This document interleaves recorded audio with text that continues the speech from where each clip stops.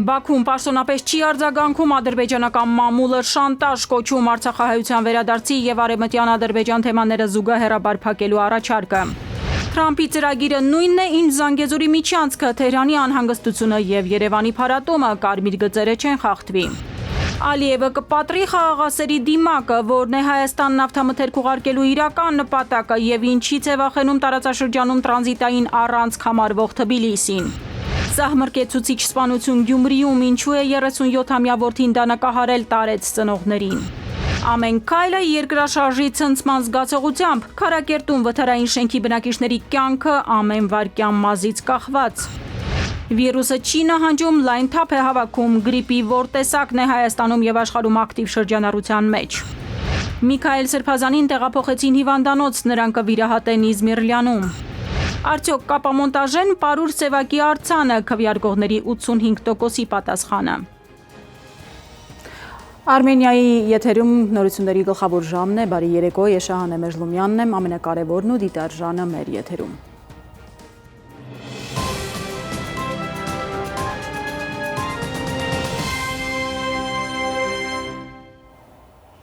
Բաքուն նոր թափով է գեներացնում իր մոգոնած արևմտյան Ադրբեջան նարատիվը, պնդում են, թե ադրբեջանցիների վերադարձը այլընտրանք չունի։ Իրենց էթնիկ զտման զոհ են համարում անտեսում փաստը, որ Արցախի հայաթափումից հետո Եվրոպայի խորհրդում հենց Արցախում կատարվածը որակեցին քաղաքական առումով էթնիկ զտում։ Հիմա Բաքվում սվիններով են ընդունում հայկական կողմի առաջարկը ճանապարհային քարտեզ մշակել, զուգահեռաբար փակելու արցախցիների վերադարձի եւ արևմտյան Ադրբեջան թեմաները։ Ադրբեջանական մամուլը առաջարկը շանտաժ է որակում եւ անընդունելի համարում այն։ Շուրջ մեկ շաբաթ է անցել, որ Հայաստանի վարչապետը ուղիղ տեքստով Ալիևին առաջարկեց 2 ստեկ փակել փախստականների վերադարձի թեման։ Ադրբեջանը օգտագործում է անդադ արևմտյան Ադրբեջան, ինչ-որ անհասկանալի տերմինաբանություն։ Պաշտոնապես չեն արձագանքում, այնպես կարծես չեն էլ լսում, փակել արևմտյան Ադրբեջանի նարատիվն ու Ղարաբաղի հայերի վերադարձի հարցը։ Հայկական կողմից շատ ուղիղ է առաջարկը։ Առաջարկում եմ, որ մենք համատեղ ընդունենք ճանապարհային քարտեզ,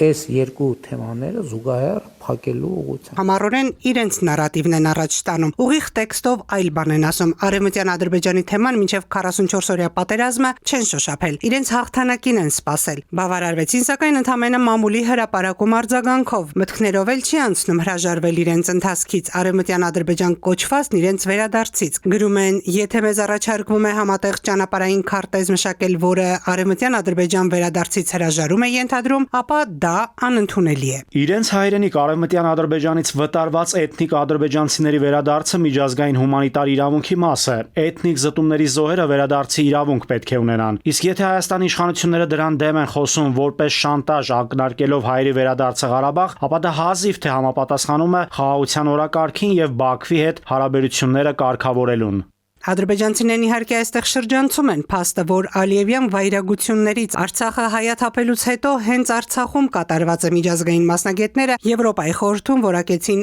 էթնիկ զտում։ Քննարկում էին նույնիսկ Ղարաբաղում կատարվածը ցեղասպանություն է, թե էթնիկ զտում։ Արցախում կատարվածը ցեղասպանություն որակելը դժվար է, բայց այլ քրեական հանցագործություններ եղել է։ Էթնիկ հայերին տեղահանել են ուժի կիրառմամբ։ Հիմա Ալիևը ամեն օր իր քարոզչամեքենայով հենց այս թեման է գեներացնում։ Ուղիղ կարգադրություն է իջեցրել պետական կառույցներին, զարգացնել այն դպրոցներում, մանկապարտեզներում, ուսումնական բոլոր հաստատություններում այս խնդրի վրա են կենտրոնացած։ Ստի թափանիվն այնքան են զարգացնում, գրում, հրապարակում, որ իրենք էլ են հավատում իրենց հորինած ստին։ Նրանց սերունդը կրթվում է գիտակցությամբ, թե Հայաստանն իբր իրենց հողն է։ Արևմտյան Ադրբեջանի հարցը ռազմավարական հարցերից մեկն է, որը վերջին տարիներին հատուկ տեղ է գրավել Ադրբեջանի հասարակական քաղաքական օրակարգում։ Մինչև 2020 թվականը այս թեման ընդհանրապես չէր քննարկվում, սակայն պատմական հաղթանակից հետո այս հարցը մտավ քաղաքական օրակարգ եւ մեզ ավելի մոտեցրեց հայրենիք վերադառնալուն։ 2023 թվականից սկսած գործընթացը ձեռք է բերել ավելի իրատեսական բովանդակություն։ Ադրբեջանագետն էլ ֆիքսել են, նրանք սկսեցին այս թեման զարգացնել, հայկական կողմի Արցախն Ադրբեջանի մաս ճանաչելուց հետո միայն։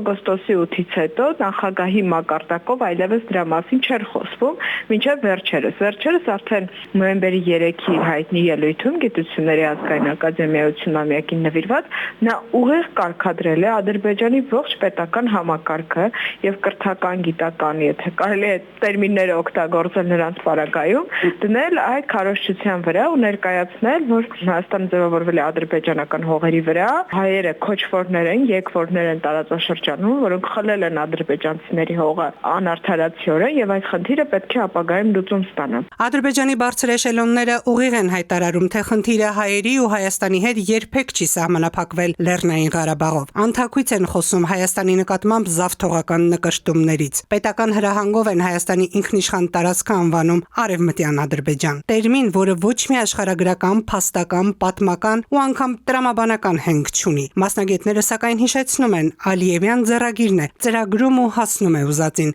որքան էլ այն մենք համարենք ցնդաբանություն։ Սիրան Շմրեդյան, ժամը լրատվական։ Գյանջայում սկսվել է Արցախում մնացած վերջին հայերից Կարեն Ավանեսյանի դատավարությունը, ում Ադրբեջանի իշխանությունները մեղադրում են անցած սեպտեմբերին իբր ահաբեկչություն փորձ կատարելու, ինչպես նաև մի շարք այլ ծանր հանցագործությունների համար։ Ընդհանուր այդ երկրի քրեական օրենսգրքի 7 հոդված կա Ավանեսյանի դեմ, դատարանը ընթերցել է մեղադրական ակտը, Ավանեսյանը ադրբեջաներենով ցուցմունք է տվել։ Հաջորդ նիստը դեկտեմբերի 18-ին է նշանակված։ Ադրբեջանն ու Հայաստանը մոտ են խաղաղության պայմանագրի կնքմանը, Թուրքիայի նախագահ Էրդողանն է հայտարարել Անկարայում օտարերկրյա դեսպանների համաժողովին, նա ասել է, թե Ադրբեջանի հետ երկխոսություն են ծավալել, զուգահեռ առաջ են մղում Հայաստանի հետ կարգավորման գործընթացը, սկսած հաջորդ տարվա սկզբից կձեռնարկենք որոշ խորհրդանշական քայլեր, ասել է Էրդողանը։ Ադրբեջանը եւ Թուրքիան փոխադարձ ռազմական օգնություն կցուցաբերեն արդեն պաշտոնապես Ադրբեջանի խորհրդարանը վավերացրել է երկու երկրների միջև ռազմական անվտանգության ամրապնդման մասին հուշագիրը։ Փաստաթղթի համաձայն մասնակից կողմերը պարտավորվում են միմյանց փոխադարձ օգնություն ցուցաբերել նրանցից մեկի դեմ զինված ագրեսիայի դեպքում։ Հիշեցնեմ, առանց այս փաստաթղթի էլ Թուրքիան ակտիվորեն օգնեց Ադրբեջանին 44-օրյա պատերազմում մատակարարելով զենք, տեղեկատվություն եւ վարձկաններ։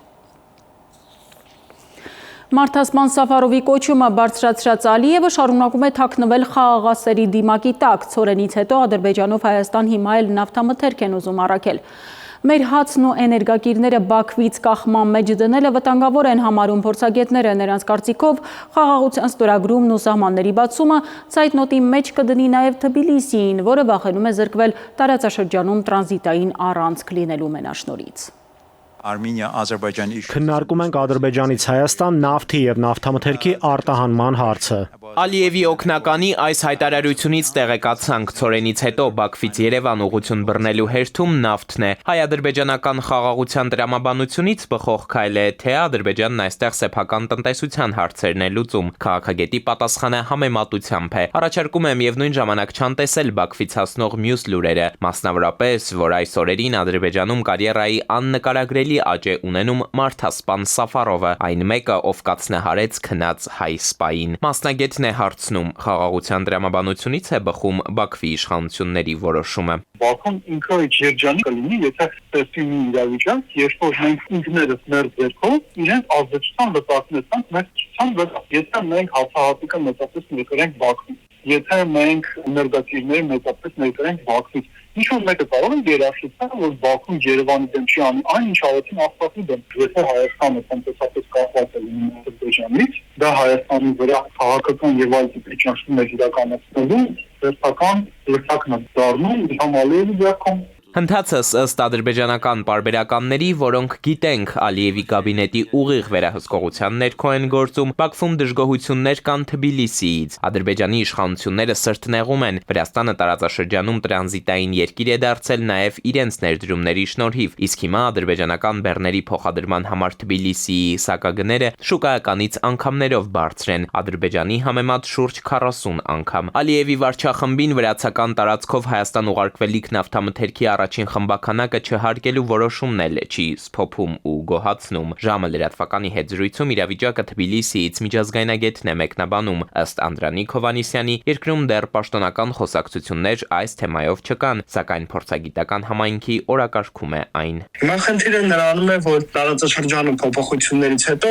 Հայաստան-Ադրբեջան հարաբերություններում փոփոխություն է տեղի ունենում եւ չի բացառվում, որ մոտակա 1-2 կամ գուցե մի քիչ ավել տարիների ընթացքում կարող են ամբողջությամբ բացվել սահմանները Հայաստանի եւ Ադրբեջանի միջև եւ հետեւաբար Հայաստանի եւ Թուրքիայի միջև։ Այս սա ստեղծում է որոշ վտանգներ Թբիլիսիի համար։ Իրենք հրապարակավ նախընտրում են դրա մասին չխոսել։ Մեծ թվով ճանապարհներ կարող են բացվել եւ անցնել Հայաստան-Ադրբեջան-Թուրքիա տարածքներով, շրջանցելով Վրաստանի տարածքը։ Սա կարող է տնտեսական վնաս հասցնել Վրաստանին։ Վրաստանը որքան էլ աջակցի հայ-ադրբեջանական խաղաղության գործընթացին, այնուամենայնիվ նախընտրում է մնալ տարածաշրջանի տրանզիտային առանցքը, շարունակում է մասնագետն ու հիշեցնում սահմանային անցակետում նախ հայկական, վերջերս նաև ադրբեջանական բեռների հետ առաջացող խնդիրները։ Ըստ միջազգայնագետի, արեստածին պրոբլեմները մեսիջ են, առանց հետևանքների չեն մնա երկրի ճանապարհները շրջանցելու որոշումները։ Խոսում են նրա մասին, որ Ադրբեջանը փորձում է իրականացնել տարբեր ծրագրեր, լոգիստիկ ծրագրերի մասին է խոսքը գնում, որոնք շրջանցեն Վրաստանի տարածքը, այսինքն իրենք մեղադրում են ոչ թե Հայաստանին, այլ մեղադրում են Ադրբեջանին, որ Ադրբեջանն է դա ցանկանում իրականացնել։ Իսկ Բաքվում կարծում են, թե տարածաշրջանի ապա շրջափակմամբ վրացական առավելությունները գուցե դառնան խոցելի, ոչ թե Ադրբեջանի պատճառով, այլ գործընթացի իներցիոն ուժով։ Էդուարդ Պողոսյան, ժամը լրատվական։ Հայաստանի արտգործնախարարությունը չի մեկնաբանում Իրանի գերագույն առաջնորդի միջազգային հարցերով խորհրդականի այն հայտարարությունը, թե Թրամփի ծրագիրը գործնականում նույնն է, ինչ Զանգեզուրի միջանցք նախագիծը, պարզապես այլ անվան տակ։ Վելայաթին Իրանում Հայաստանի դեսպանի հետ հանդիպմանը ասել է նաև, որ հենց այդ պատճառով Թեհրանը կտրականապես դեմ է այդ ծրագրին։ Միջանցքը ըստ Վելայաթիի կարող է հնարավորություն տալ ՆԱՏՕ-ին լուրջ ռիսկեր ստեղծել Իրանի հյուսիսում եւ Ռուսաստանի հարավում։ TRIP բիզնես նախագիծ է, որը գործելու է Հայաստանի ամբողջական ինքնիշխանության, տարածքային ամբողջականության, իրավազորության ներքո եւ հավասարության փոխադարձության սկզբունքներով, եւ TRIP-ը նույն Զանգեզուրի միջանցքը չէ։ Խորհրդարանում լրագրողների հետ ճեպազրույցում հայտարարել է ազգային ժողովի փոխոսնակ Ռուբեն Ռուբինյանը, մեկնաբանելով լուրերը, որ Իրանից անհանգիստ հայտարարություններ են հնչում Թրամփի ուղու հետ կապված։ Ոչ, TRIP-ը նույն Զանգեզուրի միջանցքը չէ։ Բացառվում է Հայաստանում լինի որևէ նախագիծ, որը կհակասի Հայաստանի ինքնիշխանությանը, տարածքային ամբողջականությանը եւ չի լինի Հայաստանի լիակատար իրավազորության ներքո։ Մենք հաշվի առնում ենք մեր հարևանների բոլոր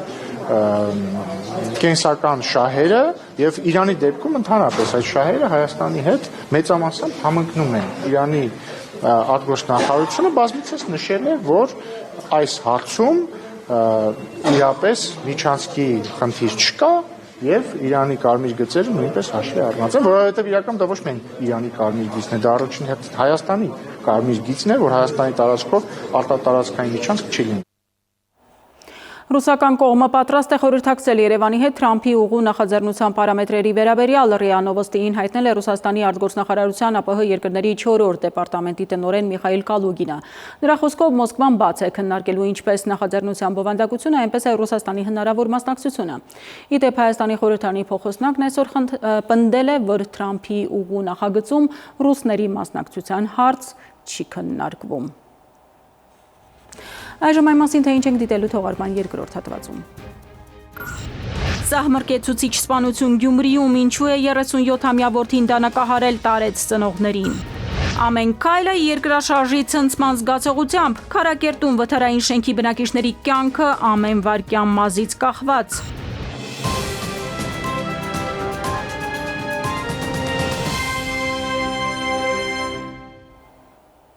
Ժամը շարունակում է աշխատանքը Արմենիայի ուղիղ եթերում։ Ստեղծել բազմազգ ուժեր նպաստելու Ուկրաինայի վերակառուցմանը եւ պաշտպանությանը, այն պետք է գործի նաեւ Վաշինգտոնի աջակցությամբ եւ անհրաժեշտության դեպքում գործողություններ իրականացնի Ուկրաինայի տարածքում։ Եվրոպացի առաջնորդներն են հայտարարություն տարածել, ասել, որ պատրաստ են նշանակալի աջակցություն ցուցաբերել Ուկրաինայի զինված ուժերի ամրապնդմանը, որի թվաքանակը խաղաղ պայմաններում պետք է կազմի 800,000։ Ըստ փաստաթղթի Ռուսաստանը պետք է փոխհատուցի Ուկրաինային պատճառված վնասը։ Ում կհասնեն ռուս-ուկրաինական հակամարտությունը կարգավորելու դափնիները, վերլուծաբանների կարծիքով Զելենսկին Վաշինգտոնի լիակատար աջակցությունը չստանալուց հետո եվրոպացիների գիրկն է նետվել, Եվրամիությունն էլ փորձում է մաքսիմալ շահած դուրս գալ իրավիճակից։ Պատերազմի ավարտից հետո ինչպիսի սոցիալ-տնտեսական խնդիրների առջև կարող է կանգնել Եվրոպան, փորձագետներին լսել է Նաիրի Մուրադյանը։ Ռուս-ուկրաինական պատերազմի բանակցային գործընթացում ԱՄՆ-ի եւ Եվրամիության անդամ երկրների միջև շահերի բախում կա։ Ըստ քաղաքագետների Եվրամիությունն այլևս հավաքական արևմուտքի մաս չէ։ Այդ մասին հայտարարեց նաեւ Գերմանիայի կանցլերը։ Եվրոպական միության խորհրդի որոշումը անժամկետ սառեցնել Ռուսաստանի ինքնիշխան ակտիվները ըստ մասնագետների մեկ նպատակ ունի՝ թուլացնել Ռուսաստանին։ Եվրոպան պատկերացնում էր եւ ցանկանում էր թուլացած Ռուսաստան, որը այլևս իր համար չի կարող ոչ տնտեսական, ոչ տեխնոլոգիական եւ ոչ էլ ռազմական վտանգ սպառնալ։ Եվրամիության անդամ երկրները փորձում են իրենց խաղն առաջ տանել ռուս-ուկրաինական պատերազմի բանակցային գործընթացում։ Հիմա Ուկրաինան ֆինանսական կարիք ունի եւ միլիարդավոր դոլարների հասնող այդ ռեսուրսները չկան զենքի արտադրության, սոցիալական ծախսերն իրականացնելու համար։ Սակայն կան եվրոպական միության երկրներ, որ հասկանում են պատերազմն ավարտվելուց հետո Ռուսաստանն իր ակտիվները հետ է պահանջելու։ Ռուսաստանի փողը հետ է ուզելու, այնպես չի որ դու վերցրեցիր եւ վերջը, ասեցի իմնա ու վերջը քոնը չի։ Այդտեղ բավականին լուրջ խնդիրներ կան։ Քաղաքագետների դիտարկմամբ Եվրամիության ղեկավարներն են, որ ցանկանում են վերցնել ու սառեցնել ռուսական ակտիվները, իսկ Եվրամիության անդամ երկրների ղեկավարները ոչ, քանի որ նրանք անմիջականորեն պատասխանատվություն են կրում երկրի տնտեսական վիճակի համար։ Դրա համար դրանից միջև հակասություն կա։ Եվրամիության ղեկավարությունը պատասխանատվություն չի կրում, ասենք Ուրսուլա ֆոն դեր Լայենը պատասխանատու չէ Բելգիայում կամ Հոլանդիայում կամ Գերմանիայում շարքային քաղաքացիների ապրելակերպի կենսամակարդակի բարձրացման կամ իջեցման համար։ Մերսն է պատասխանատու կամ Իտալիայի վարչապետն է դրա համար պատասխանատու։ Դրա համար ինքը հանգիստ ասում փողը վերցնեն։ Ռուս-ուկրաինական պատերազմում եվրոպացիները մեծ գումարներ են ներդրել եւ դա արդեն հարցեր է առաջացնում եվրոպացի հասարակության մոտ։ Ինչպես են դրանք ծախսվել եւ թե ինչու եվրոպացին պետք է վճարի դրա համար։ Վաղ թե ուշ այս ամենը ըստ քաղաքագետների սոցիալ-տնտեսական լուրջ խնդիրներ է առաջացնելու Եվրամիության տարածքում։ Սա Եվրոպայի կողմից կարճաժամկետ հեռանկարի համար արված քայլ է, որը վաղ թե ուշ բերելու է կոմպրոմիսի Ռուսաստանի հետ։ Եվրոպական միությունը վերածվել է հիմնական խաղացողներից կախված տարածաշրջանի, որտեղ թե ներգաղթիչների առումով, թե հումքաբազային ռեսուրսների առումով բավականին լուրջ կախվածություն ունի։ Հիմա արդեն Միացյալ Նահանգներից, եթե նախկինում վառելիքի հսկայական պաշարը ներմուծում է Ռուսաստանից, ապա այժմ արդեն նաև Միացյալ Նահանգներից։ Եվրոպան հիմա միայն ռուսական հեղուկ գազից է օգտվում։ Եվրամիությունը ամերիկյան գազ է նաև սպառում։ Սակայն Եվրամիություն ԱՄՆ հակասության պարագայում Եվրամիությունը կարող է նաև ամերիկյան էներգակիրներից էլ զրկվել։ Ուղղակի քաղաքական նպատակահարմարությունը արդեն հաղթել է տնտեսական նպատակահարմարությանը։ Ինչպես տեսնում ենք, դա շատ երկար, ուրեմն գործընթացը կարող է, ուրեմն շատ երկար կարող է դա տևել։ Ռուս-ամերիկյան հարաբերությունների որոշակի կերպափոխումը եւս Եվրամիությունում առաջացրել է բավականին լուրջ մտավախություններ։ Ըստ քաղաքագետների, ռուս-ուկրաինական հակամարտության այն սցենարը, որը քննարկվում է Ռուսաստանի եւ Միացյալ Նահանգների միջև, կհանգեցնի Եվրամիության դերի նվազմանը տարածաշրջանում։ Նաիրի Մուրադյան, ժամը լրատվական։ Վերադառնանք Հայաստան, արցախցիների բնակարանային ապահովման խնդիրը այսօր Հայաստանում առաջնային սոցիալական խնդիրներից մեկն է, այն լուծելու նպատակով կառավարությունը պլանավորում է $250 միլիոն վարկ վերցնել Ասիական զարգացման բանկից։ Վարկային այս պայմանագիրը այսօր քննարկել են ազգային ժողովում։ Հայաստանի Հանրապետության քաղաքացիություն ստացել է 26233 արցախցի։ Սա բնակարանի գնման հավաստագիր ստանալու համար անհրաժեշտ նախապայման է։ Մինչև հիմա բնակարան գնելու հավաստագիր ստացել եւ բնակարան է գնել 3800 ընտանիք։ Պատգամավորները հետաքրքրվել են, թե ինչով է պայմանավորված այն խնդիրը, որ փողը կա, մարդիկ տանիքի կարիք ունեն, սակայն չեն շտապում օգտվել բնակարանի գնման այս ծրագրից։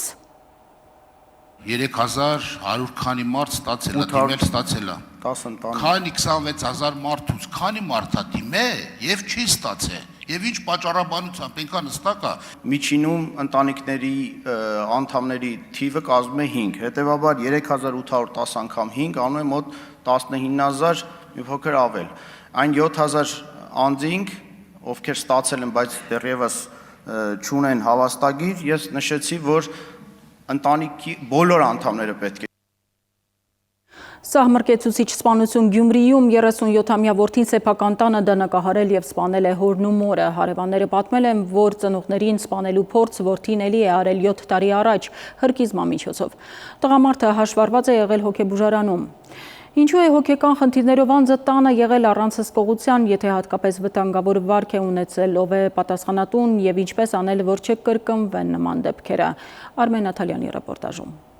Առավոտյան ոստիկանությունում օպերատիվ տեղեկություններ են ստացվել, որ Գյումրիի Կարեն Դեմելջյան փողոցի տներից մեկում դիեր կան։ Կարճ ժամանակ անց արդեն ոստիկաններն այդ տնից դուրս բերեցին բնակչին, Նարեկ անունով 30-ամյա տղամարդու։ Պարզվում է, որ նա դանակի մի քանի հարվածով սպանել է սեփական հորն ու մորը։ Հետո տեղեկություն ստացվեց, որ տարիներ առաջ էլ նա սպանության փորձ է արել իր ծնողների նկատմամբ եւ երկար տարիներ հաշվառված է հոգեբուժական կենտրոններից մեկում։ Այստեղ հարց է առաջ գալիս. ինչպես է ստացվում, որ հոգեբուժական ծառայություններում գրանցված մարդիկ արդեն որորդ անգամ այս տարվա ընթացքում սպանության մասնակից են դառնում։ Այս մարդիկ, ովքեր իրանց հոգեկան խանգարման հետևանքով, հոգեկան խանգարման պայմանավորված որոշակի ագրեսիվ վարք են դրսևորվում, նույնիսկ փաստորեն մենք սպանություններ ենք ունենում, ակնհայտ է, որ այս մարդկանց մոտ հոգեկան խնդրի սրացում է տեղ ունեցել եւ ժամանակին վերահսկողություն եւ անհրաժեշտ գործողություններ հոգեբուժական ծառայության կողմից չի իրականացվել։ Այսինքն մարդը բուժվում է հիվանդանոցում եւ երբ թեթևանում է նրա վիճակը, դուրս է գրվում ու շարունակում բուժումը պոլիկլինիկայի մասնագետների հսկողության ներքո։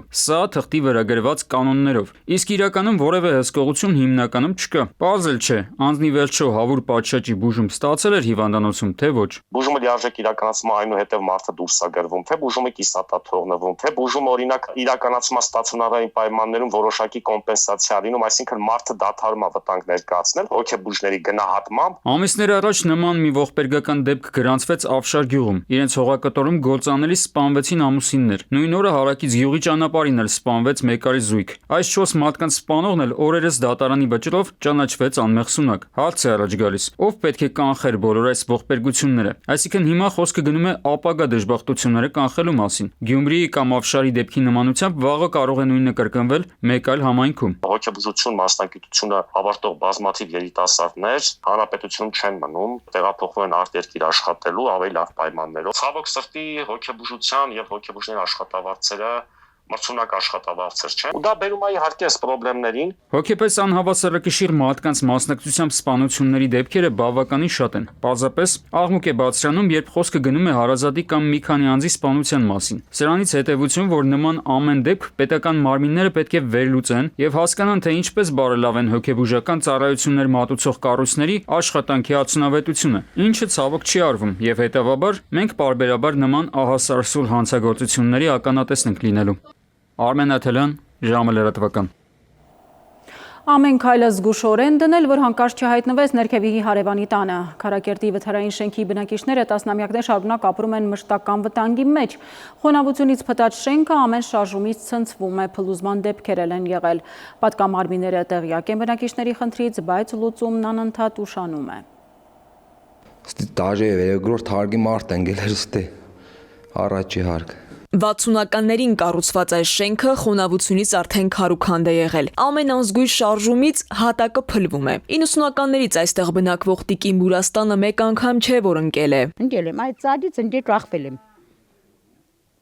Տրախվելի ոչ կրմեի, վերևելնեի ոչ կրմեի ներջևիշնեի։ Հուլիսի 19-ին Քարակերտ գյուղի Շիրազի փողոցի վթարային շենքում հերթական վտանգավոր դեպքն է տեղի ունեցել։ Փլուզվել է շենքի 3-րդ հարկի հատակը։ Թեև խնդրի մասին բնակիչներն արդեն 3 տարի բարձրաձայնում են, դիմումները սակայն շարունակում են մնալ վարչական ղեկավարի սեղանին առանց հստակ պատասխանի։ Մարսպետի մոդել է եղել, Դավիթ Խուդատյանի մոդել է եղել, Մեխաջյանի մոդել է եղել, Էսթազի մոդել է եղել, դրա մոդել։ Միշտ ընձիսել են հարկնա, լավտյանի հարկնա։ Չեմ հավատացել։ Փրկարարները ժապավենով են տարածքը սահմանազատել ու զգուշացրել՝ մի օգտագործեք պատշգամբները։ Տունն է միայն սեփականաշնորհված, ասում են շենքի բնակիչները, բայց պատշգամբը, մուտքը, տանիքը պատկանում է համայնքապետարանին։ Բնակիչներն առանց տեսախցիկների ասում են լողանալու համար անգամ Արմավիր քաղաք են գնում բարեկամի տուն։ Առաջին հարկի բնակարանը գնաց Դիլանյան եղբայրները չեն համարձակվում վերանորոգման աշխատանքներ սկսել։ Ասում են մեկ սխալ քայլ եւ կարող է ամեն ինչ փլվել նրանց գլխին։ Արդեն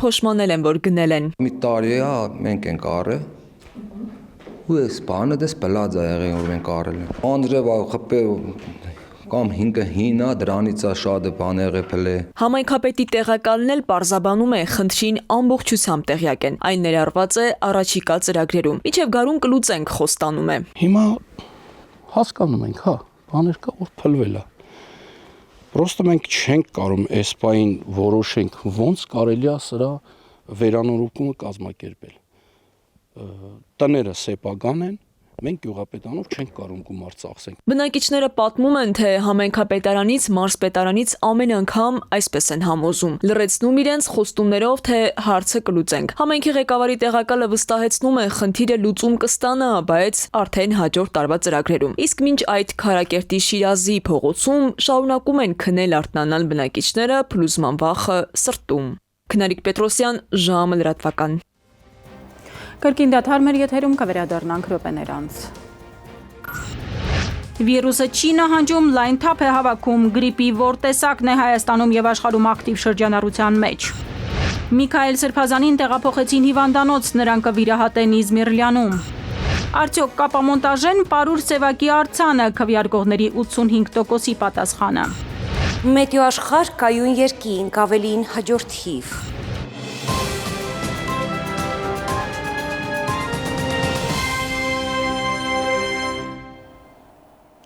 Մենք վերադարձանք, շարունակում ենք թողարկումը։ Աշխարհում արագորեն տարածվում է հոնկոնգյան գրիպի H3N2 վիրուսը, Առողջապահության համաշխարհային կազմակերպության տվյալով այն արդեն հայտնաբերվել է 30 երկրում։ Հայաստանի բժիշկներն են պնդում, մեր երկրում ակտիվ շրջանառվող վիրուսը H3N2-ն է, որով այս շաբաթ 1.3 անգամ ավելի շատ են դիմել, քան նախորդ շաբաթ։ Սուր ընթացք ունենալու դեպքում այս վիրուսը կարող է թոքաբորբի բերել, ռիսկի գոտում հատկապես երեխաներն են։ Բժիշկները վիրուսի դեմ պայքարելու արդյունավետ միջոց են համարում պատվաստվելը։ Սուր շնչառական վարակներով պայմանավորված ակտիվությունը շարունակվում է։ Հոկտեմբերից սկսած 15,000-ից ավելի մարդ է դիմել բուժօգնության։ Այժմ շրջանառվում են գրիպ A տեսակի H3N2 ենթատեսակի հարուցիչները, իսկ այլ շնչառական վարակներից ռինովիրուսի եւ բոկավիրուսի հարուցիչները, սակայն գերակշռում են գրիպ A տեսակի H3N2 ենթատեսակի հարուցիչները։ Ախտանշանները նույնն են՝ ընդհանուր թուլություն, հարբուխային վիճակ, քթահոսություն, հաս, փռշտոց, ջերմության բարձրացում։ Գրիպի դեպքում սակայն հիվանդության սկիզբը կարող է ավելի սուր լինել եւ հանգեցնել թոքաբորբի։ Առաջնային պահպանման կազմակերպություններ դիմել են 50-րդ շաբաթվա ընթացքում 937 պացիենտ, ինչը նախորդ շաբաթվա համեմատ բարձր է 1.3 անգամ։ Վերլուծությունը ցույց է տալիս, որ խոցելի խմբերի մոտ հիվանդությունը ծանր ընթացք է ունենում։ Գրանցված դեպքերի 80%-ը մինչև 18 տարեկան երեխաների շրջանում է, որոնք ռիսկային խմբում են։ Միևնույն ժամանակ հիվանդացության առավել բարձր ցուցանիշ գրանցվել է Արմավիրի, Շիրակի, Արարատի մարզերում եւ Երևանում։ Հոսպիտալացումների մասով կարող եմ ասել 50-րդ շաբաթվա ընթացքում, որ ունեցել ենք 1055 հոսպիտալացում, ինչը նախորդ շաբաթվա համեմատ բարձր է 1.1 անգամ։ Եվ այս հոսպիտալացումների 91.7%-ը կազմում են 0-ից 18 տարեկան երեխաները։ Մասնագետների խոսքով սուր շնչառական վարակների կանխարգելման արդյունավետ ձևերից է պատվաստումը։ Սեզոնի մեկնարկին դեռ սեպտեմբերին քարավալենտ պատվաստանյութերը հասանելի են եղել։ Հիվանդությունների վերահսկման եւ կանխարգելման ազգային կենտրոնից փոխանցում են, ամեն տարի բնակչության շրջանում նկատվում են պատվաստման պահանջարկի բարձրացման միտումներ։ Հիվանդացությունը կանխարգելելու նպատակով արդեն իսկ 171,000 դեղաչափ պատվաստում իրականացվել, ինչը նախորդ տարվա սեզոնի նույն ժամանակահատվածում եղել է 134,000 դեղաչափ։ Հանրապետության 85.4%-ը արդեն պատվաստվել է։ Մինչև 1 տարեկանների շրջանում բավական ակտիվ են տանում պատվաստումների, ավելի շատ պատվաստում են քրոնիկ հիվանդները, բուժաշխատողները, 65 տարեկանից բարձր տարիքի անձինք, սակայն առավել, այսպես ասած, пассив է պատվաստումային գործընթացը հղիների շրջանում, բայց այս դեպքում ունենք հատկապես ցուցում հղիների շրջանում պատվաստումների կազմակերպման։ Մասնագետների դիտարկմամբ գրիպի ամբողջ սեզոնի ընթացքում պատվաստվելը ցուցված է, սակայն նախընտրելի է գործընթացը կազմակերպել մինչև սեզոնի սկսվելը։ Սվետլանա Ավդիշյան, ժամը լրատվական։ 2025-ը բեկումնային տարի յուքոմի համար տարվա ընթացքում ամենալայն 5G ծածկույթն են կարողացել ապահովել Հայաստանի քաղաքներում եւ գյուղերում։ Նոր համագործակցություններն էլ մեր երկիր են բերում հեռահաղորդակցության ոլորտի լավագույն միջազգային չափորոշիչները։ Առաջատար օպերատոր յուքոմը ամփոփում է տարին։ 2025 թվականին որպես կոնվերգենտ ծառայություններ մատուցող առաջատար օպերատոր Ucom-ը շարունակել է ակտիվ թվային փոխակերպման ռազմավարությունը, գրանցելով առանցքային ձեռքբերումներ։ Մենք արդեն ունենք 94.5% ռադիոծածկույթ ազգաբնակչությունից, որտեղ կարող են օգտվել 5G ցանցից։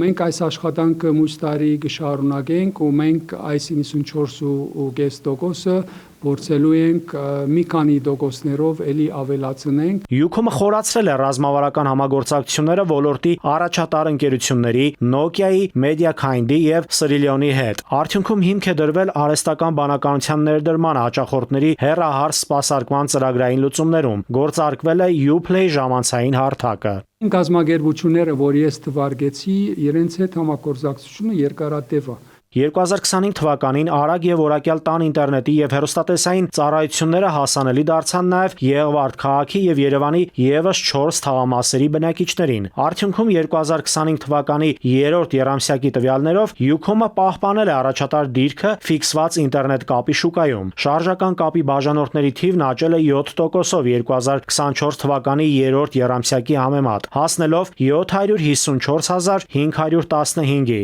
Տարի դարվա վրա մենք տեսնում ենք արդեն շարժական կապի բաժանորդների 7% գրանցված աճ։ Նույնալ ունենք ֆիքսված ոլորտում, արդեն մենք ունենք ֆիքս ինտերնետ օգտագործող 144,000 բաժանորդ։ 2026 թվականին Ucom-ը կշարունակի սահմանել զարգացման նոր նշաձող, զարգացնելով ցանցերը, ընդլայնելով կրթական ու համայնքային նախաձեռնությունները եւ ներդնելով տեխնոլոգիական լուծումներ, այդպիսով Հայաստանի բնակչության համար երկարաժամկետ զարգացում եւ կայուն ծառայությունների մատչելիություն ապահովելու եւ Հայաստանի թվային ապագայում շարունակական ներդրում ապահովելու համար։ Նաիրի Մուրադյան, Զոհրաբ Քարամյան, ժամը լրատվական։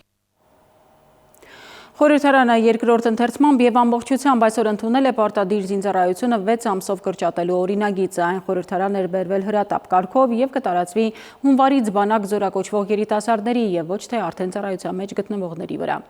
Օրվա մյուս կարևոր լուրերը մեկ տեսաշարով։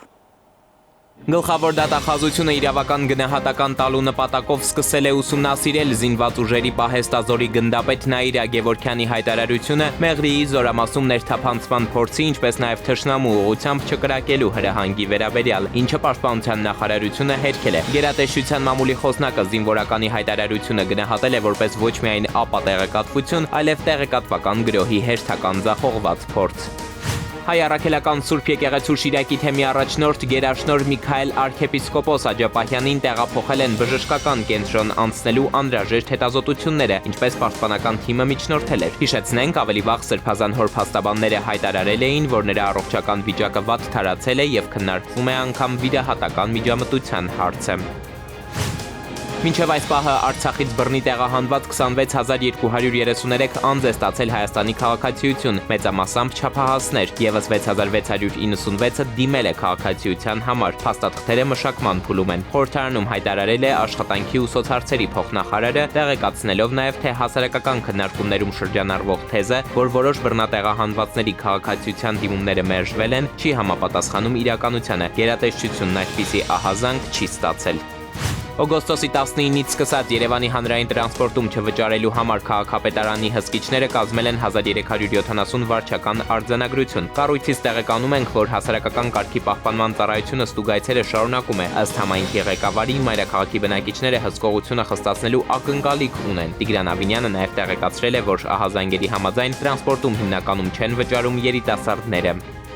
Պարույր Սևակի տուն-թանգարանից տեղեկացնում են, որ ամփոփել են ժողովրդական նկարիչ, քանդակագործ Լևոն Թոքմաջյանի քանդակի հեռացման վերաբերյալ անցկացված հարցման արդյունքները։ Ընդգծում են, հաշվի են առնվել միայն Զանգակատուն համայնքի բնակիչների քվեները։ Համայնքի բնակիչների քվեարկության արդյունքներով 79.9 եւ 20.1% հարաբերակցությամբ որոշվել է Զանգակատան միջնակարգ դպրոցի բակից հեռացնել Պարույր Սևակ անլրելի Զանգակատուն քանդակը։ Էդուարդ Պողոսյան, ժամը լրատվական։ Եվ թողարկման ավարտին ինչ եղանակ է մեզ սպասվում, օդերևութաբանների կանխատեսումներին տեղյակ է Լիլի Հովերը։